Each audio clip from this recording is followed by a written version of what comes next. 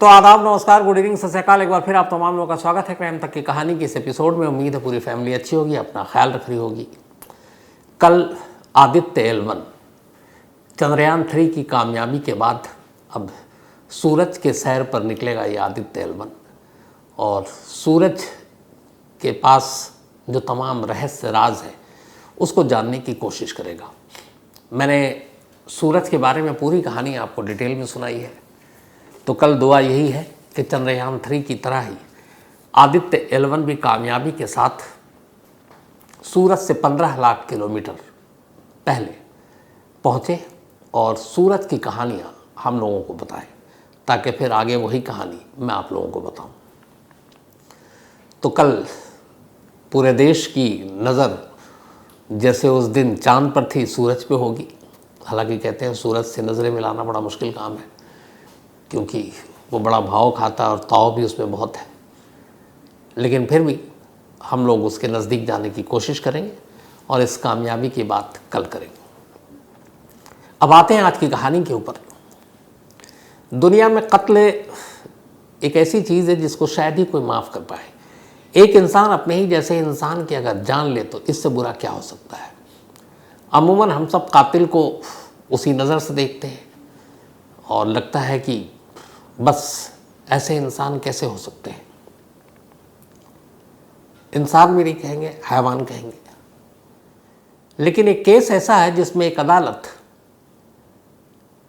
कातिल से प्यार करती है, हमदर्दी हो जाती है, और जिसका कत्ल हुआ उससे नफरत। न सिर्फ उस अदालत को बल्कि जिन जिन लोगों को ये कहानी पता चली उन सभी को, उस देश को, और एक तरह से पूरा एक देश ही लगभग एक कातिल के सपोर्ट में आ जाता है, क्योंकि उससे इतनी हमदर्दी हो चुकी थी। कहानी श्रीलंका की है। श्रीलंका में एक लड़की रहा करती थी, उसका नाम था चमारी लियानागे। पढ़ने लिखने में बेहद तेज, बचपन से शौक था डॉक्टर बनने का, तो उसने श्रीलंकाई एजुकेशन से जो सिस्टम है उसके हिसाब से डॉक्टरी की उसने पढ़ाई की और इम्तिहान पास कर लिया। अब वो डॉक्टर बन गई। उसी श्रीलंका में एक लड़का भी रहता था, उसका नाम था दिनेंद्र। वो भी पढ़ने लिखने में तेज और उसका सपना भी डॉक्टर बनने का था। इत्तेफाक से वो भी इम्तिहान पास करता और डॉक्टर बन जाता है। अब डॉक्टरी के इसी इम्तिहान के दौरान इन दोनों की पहली मुलाकात होती है, चमारी की और धीरेन्द्र की। धीरे धीरे दोनों में दोस्ती हो जाती है, फिर दोस्ती प्यार में बदल जाता है।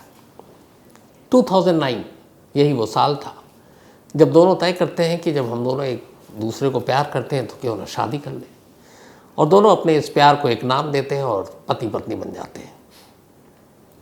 इसके बाद श्रीलंका में अब दोनों एक साथ रह रहे हैं पति पत्नी के तौर पर, और पति पत्नी दोनों डॉक्टर और अपने अपने पेशे को बखूबी अंजाम दे रहे हैं। सब कुछ ठीक चल रहा था। कुछ वक्त बीता, फिर उन्हें लगा कि बेहतर अपॉर्चुनिटी के लिए श्रीलंका से बाहर निकला जाए। तय हुआ कि ऑस्ट्रेलिया चला जाए। अब दोनों पति पत्नी ने ऑस्ट्रेलिया के हॉस्पिटल से कांटेक्ट किया, जो तमाम फॉर्मेलिटीज़ थी वो पूरी हुई, और फिर ये लोग ऑस्ट्रेलिया पहुंच गए 2011 में। अब दोनों ऑस्ट्रेलिया के एक शहर में, और वहाँ हॉस्पिटल के साथ इन दोनों का एक जुड़ाव हुआ और दोनों को नौकरी मिल गई, और पति पत्नी अब दोनों ने अपनी ड्यूटी जो है निभानी शुरू की। ज़िंदगी खुशहाल थी, दोनों ठीक ठाक थे और कोई औलाद हुई नहीं थी, तो ये दोनों अभी तक अकेले थे। धीरे धीरे शादी को 5 साल बीत गए। 2009 में शादी की थी, अब 2014 आ गया। 2014 में 24 जून 2014 की बात है। सुबह 6:30 बजे का वक्त था, 24 जून 2014। ऑस्ट्रेलियन इमरजेंसी हेल्पलाइन, या ये कहें कि वहाँ की पुलिस, जैसे अपने आप 100 नंबर पर डायल करते हैं, एक कॉल आता है। दूसरी तरफ एक महिला बेहद घबराई हुई आवाज़ में कहती है कि मेरे हस्बैंड का मर्डर हो गया है। वो अपना पता बताती है। कॉल सुनने के बाद पुलिस की टीम अब घर पहुँचती है। घर पहुँचती है तो अंदर का मंजर बड़ा भयानक था। बेडरूम में बेड पर एक नौजवान की लाश पड़ी थी। चेहरे पर, सीने पर बहुत गहरे गहरे घाव थे। पास में एक हैमर यानी हथौड़ा रखा हुआ था, उस पर भी खून के निशान थे। बेड के आसपास यहाँ तक कि दीवारों पर भी खून के छींटे थे। पुलिस ने अंदाज़ा लगा लिया कि इसी हथौड़े से इसके सर पर और चेस्ट पर वार किया गया और इसे मारा गया। पुलिस ने लाश को अपने कब्जे में लिया, पोस्टमार्टम के लिए अस्पताल भेज दिया। तफ्तीश शुरू हुई, पत्नी से पूछताछ हुई क्योंकि वो इकलौती विटनेस। उसने पूछा कि अब आप बताओ। तो पत्नी ने कहानी सुनाई। उसने कहा कि मैं रात हॉस्पिटल से लौटी, खाना खाई और उसके बाद सो गई। मेरे पति हैं ये दिनेंद्र, और ये भी मेरे बराबर में सो रहे थे। इसके बाद मैं सुबह उठी, तो जैसे ही मैं उठी तो मैंने देखा कि बेड पर खून से लथपथ ये लाश पड़ी है। इसके आगे ना मुझे कुछ याद, नहीं इससे पहले का कुछ याद। अब ये कहानी किसी के भी गले नहीं उतरती कि दो लोग एक बेड पर सो रहे हैं और एक को इतनी बेरहमी से मार दिया जाए और पड़ोस में जो सो रहा उसको पता भी ना चले। अब मौत भी इस तरीके से दी गई थी कि अगर कोई हथौड़े से वार करेगा तो कुछ तो आवाज़ आएगी, लेकिन ऐसी भी क्या नींद कि कुछ सुनाई ना दे। पुलिस ने फिर पता किया कि आसपास देखता हूँ घर में किसी की एंट्री, सीसीटीवी कैमरे, उन सारी चीज़ों से पता चला कि 23 जून की रात से लेकर 24 जून की सुबह 6:30 बजे तक इस घर में कोई आया ही नहीं, न इस घर से कोई गया। अब कैमरे गवाही दे रहे थे कि बाहर से कोई आया नहीं। अंदर सीन ऐसा था कि एक बेड पर दो लोग, एक का कत्ल हो गया और दूसरे को उसकी पता भी नहीं चला। पुलिस को लगा कि महिला झूठ बोल रही है। अब पुलिस ने उससे लंबी पूछताछ की, लेकिन वो कहने लगी मैं सच बता रही हूँ कि मैं गहरी नींद में थी और मुझे कुछ होश नहीं है। मैं जब उठी तो मैंने देखा मेरे पति की लाश मेरे बराबर में है और मैंने पहला फ़ोन पुलिस को किया। अब पुलिस उलझन में लेकिन अपनी तफ्तीश करती रही, सारे फिंगरप्रिंट, सारी चीज़ें उठाई। जो हथौड़ा था जिससे वार किया गया था उसको भी भेजा। जो महिला थी दिनेंद्र की पत्नी, उसके भी फिंगरप्रिंट्स लिए गए चमारी के, और इसके बाद रिपोर्ट आ गई। रिपोर्ट ये थी कि उस हथौड़े पर चमारी की उंगलियों के निशान थे। अब पुलिस के लिए शक की कोई गुंजाइश नहीं बची थी। घर के अंदर कोई आया नहीं बाहर से, बेड पे लाश पड़ी थी। पुलिस ने चमारी को पुलिस कस्टडी में ले लिया और उससे अब गहरी पूछताछ करने लगी। लेकिन वो बार बार एक ही चीज़ कह रही थी जो उसने पहले दिन कहा कि मैं सच कह रही हूँ, मैंने कत्ल नहीं किया, मैं नींद में थी, सुबह उठी तो मेरे पति की लाश मेरे बराबर में पड़ी थी। लेकिन सबूत चीख चीख कर कह रहे थे कि वो झूठ बोल रही है, क्योंकि आलाए कत्ल यानी जिस हथौड़े से कत्ल किया गया उस पर उंगलियों के निशान, घर में किसी की एंट्री नहीं। तो फिर इसका मतलब है कि इसी ने कत्ल किया है। लेकिन कातिल जो है वो बार बार यही कह रही है कि नहीं, मैं बेकसूर हूँ, मैंने कत्ल किया नहीं। अब सबूतों के आधार पर पुलिस ने उसे कस्टडी में लिया और उसके बाद उसे जेल भेज दिया। जेल भेजने के बाद अब उससे पूछताछ जारी है। एक दिन वही पुलिस की टीम जो उससे अब तक पूछताछ करती थी, जब उससे जेल पूछताछ करने गई तो पुलिस वाले हैरान रह गए। वहाँ वो बहुत खुश, बहुत हंस रही है, हंस हंस कर पुलिस के सवालों के जवाब दे रही है। पुलिस को लगा ये क्या मामला है। एक महिला जिसके अभी पति का कत्ल हुआ, एक महिला जिस पर उसी के पति के कत्ल का इल्ज़ाम है और वो जेल में है, कैद है, और वो इतनी खुश, इतना हंस रही। उस पुलिस अफसर से रहा नहीं गया, उसने पूछा तो उसने कहा सच बताऊं, पिछले 5 सालों के बाद पहली बार मुझे ऐसा एहसास हो रहा है कि मैं आज़ाद हूं। अब इसे आप कुछ भी कहें कि मैं इस वक्त जेल में हूं, लेकिन ये जेल भी मुझे आज़ादी का एहसास दिला रहा है। पिछले 5 सालों से ऐसा लगता था जैसे मेरी ज़िंदगी सिमट कर रह गई, कैद खाने में है। आज मैं बहुत खुश हूँ, मुझे कोई फ़र्क नहीं पड़ता कि मैं जेल के अंदर हूँ, लेकिन मुझे आज़ादी का एहसास हो रहा है। अब पुलिस वालों ने कहा कि ये ऐसा क्यों कह रही है। फिर उन्हें लगा तो उन्होंने उससे तसल्ली से पूछताछ की। जब तसल्ली से पूछताछ की तो चमारी ने पहली बार अपने जुर्म का इकरार किया। उसने पुलिस वाले से कहा जी मैंने ही दिनेंद्र को मारा है, उसी हथौड़े से। तो पुलिस ने पूछा क्यों, तुम दोनों ने तो लव मैरिज की, एक पराये देश में एक साथ रहने के लिए आई, फिर ये काम क्यों किया। चमारी ने पुलिस को कहा कि अगर मैं आपको अपनी कहानी सुनाऊंगी यहाँ जेल में बैठकर तो आप शायद यकीन नहीं करोगे, क्योंकि ऐसी कहानी आपने बहुत सुनी होगी, पति पत्नी में झगड़ा, लड़ाई, मारना पीटना, नशे में उस पर अत्याचार करना। तो बोला आप मेरी फीलिंग को नहीं समझ पाओगे। अगर आपको सच में कहानी सुननी है तो आप मुझे अपनी कस्टडी में मेरे घर ले चलो, फिर मैं आपको अपनी कहानी सुनाऊंगी। पुलिस को केस सॉल्व करना था, क्योंकि अब तक तो वो इनकार कर रही थी कि मैंने कत्ल नहीं किया, अब वो इकरार कर रही है। और जब रीज़न पूछा जा रहा कि मोटिव, वजह, तो उसने कहा कि आप मेरे घर चलो, तब आपको एहसास होगा कि ये कत्ल मैंने क्यों किया। पुलिस अब चमारी को अपने हिरासत में लेकर उसके घर पहुंचती है, उसी घर में जहां पर उसने अपने पति का कत्ल किया। वो घर जाती है। अब पुलिस वाले इंतज़ार कर रहे हैं कि वो कुछ बोलेगी। वो सीधे ड्राइंग रूम में जाती है। वहाँ एक स्टील का कुर्सी पड़ा हुआ था, छोटा सा।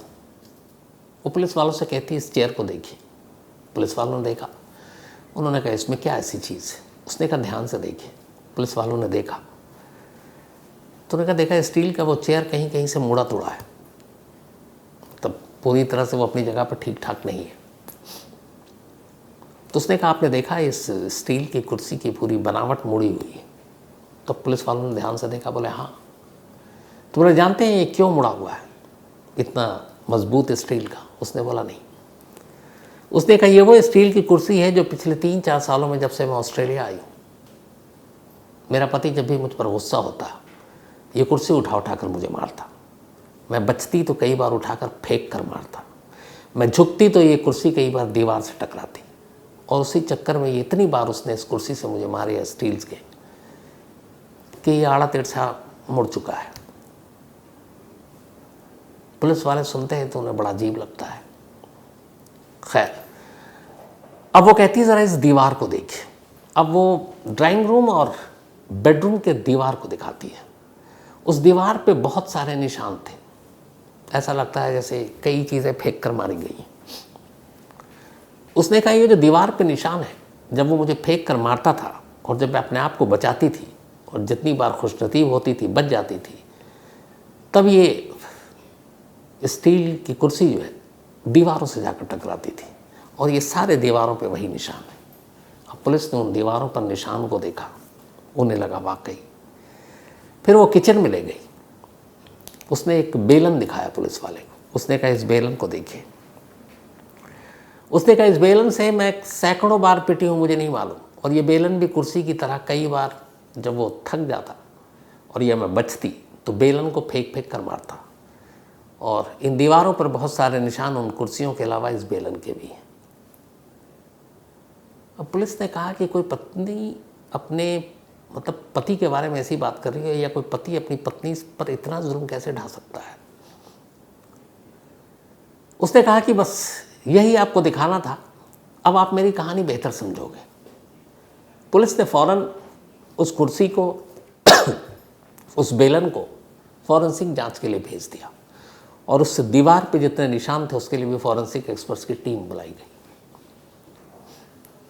जब उसकी रिपोर्ट आई तो पता चला कि चमारी सच कह रही थी। उस कुर्सी के अंदर बहुत सारे ऐसी चीज़ें मिली जो उसके शरीर के हिस्से थे, उस बेलन में भी और इन दीवारों पर भी। मतलब उसकी कहानी सच थी, वो झूठ नहीं बोल रही थी।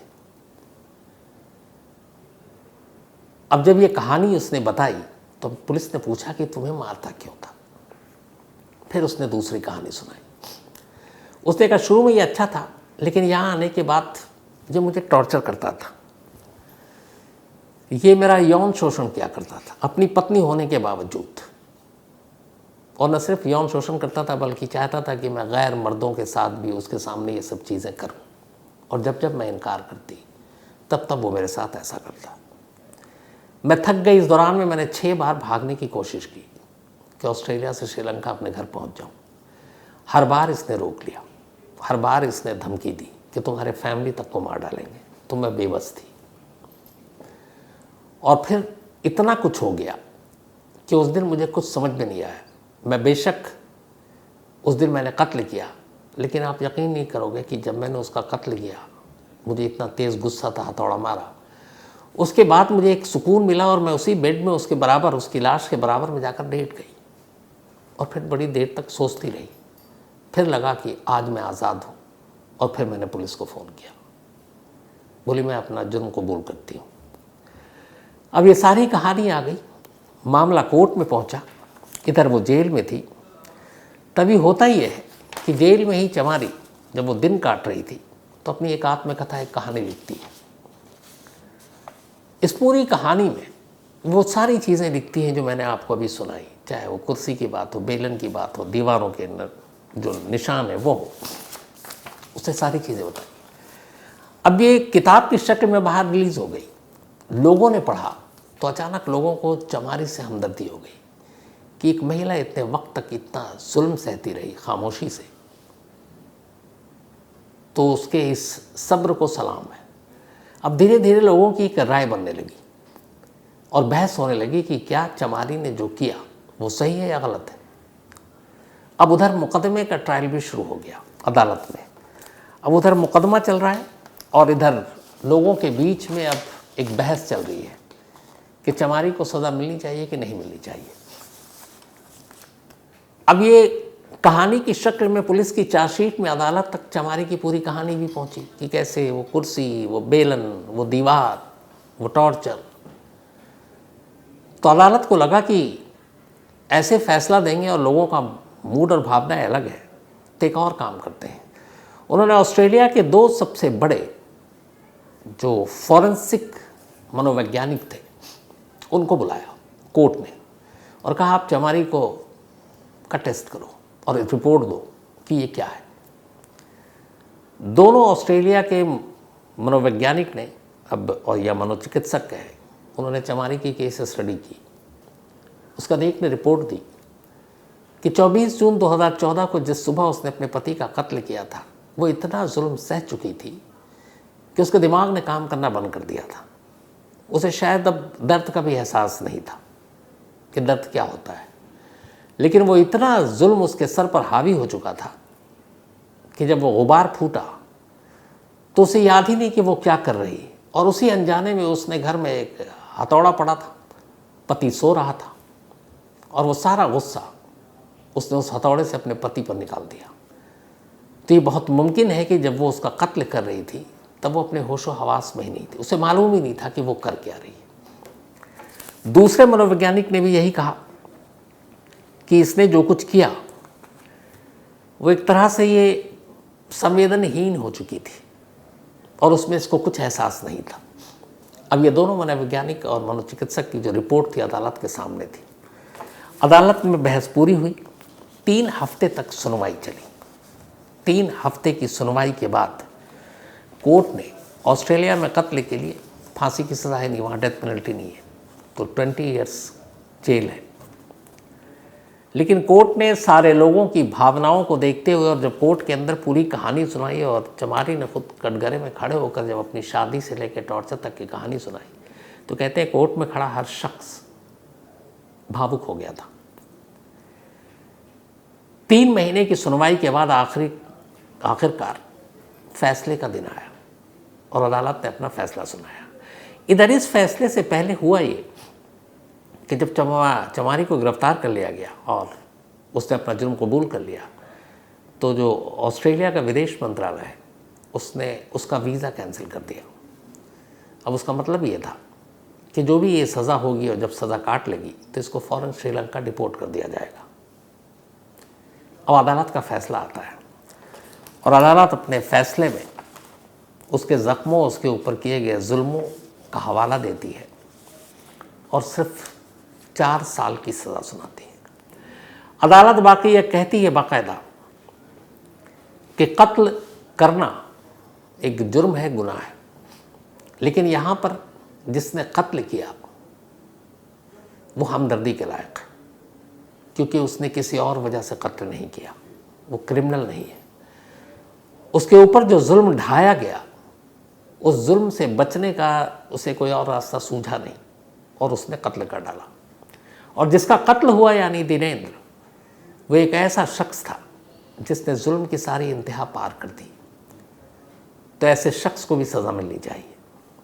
तो अदालत ने कातिल के साथ हमदर्दी दिखाई और मकतूल यानी जिसका कत्ल हुआ उसके प्रति नफ़रत और 4 साल की सज़ा सुनाई चमारी को।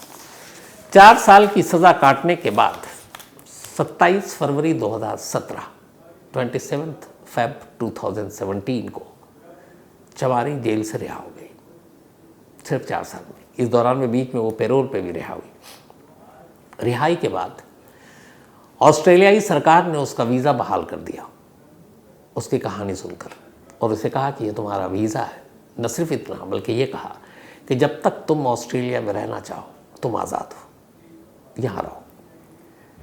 अब पिछले 6 साल से चमारी ऑस्ट्रेलिया में है, वो वहाँ अपना काम भी कर रही है, और साथ ही जो डोमेस्टिक वायलेंस की शिकार महिला है, घरेलू हिंसा की, ऐसे संस्था के साथ मिलकर वो काम कर रही है ताकि ऐसी महिलाओं को भी उनके पति के जुल्मों से वो बचा सके।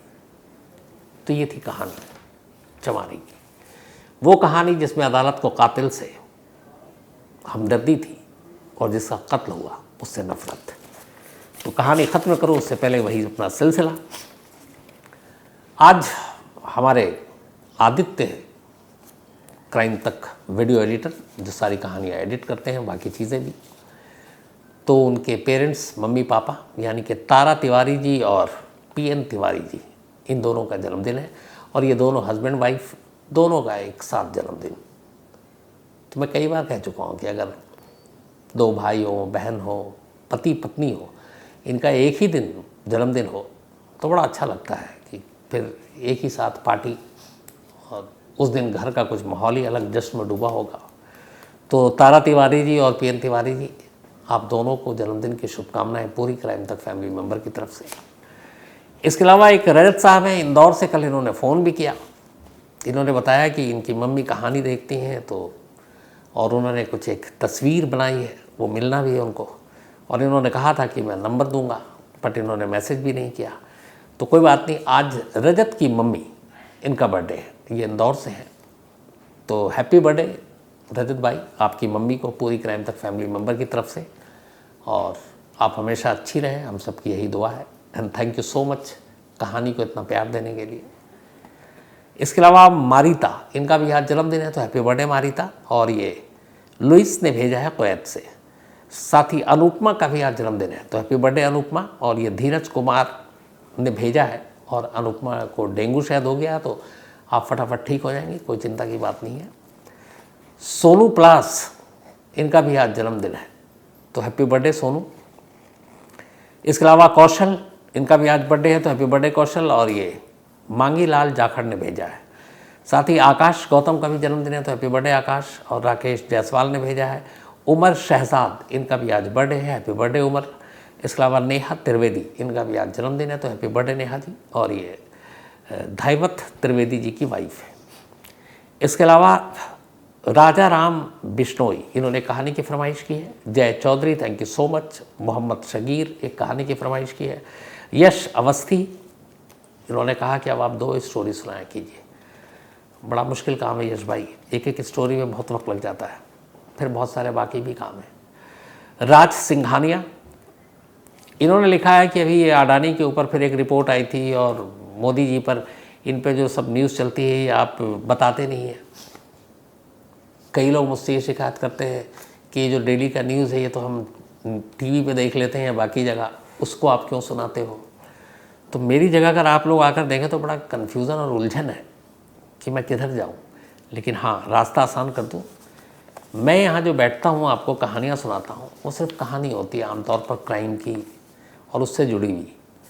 तो पॉलिटिक्स और बाकी चीज़ों में ना इंटरेस्ट है, और ना सुनाता हूँ और ना सुनाना चाहिए, क्योंकि ये मेरा इलाका भी नहीं, एरिया भी नहीं है।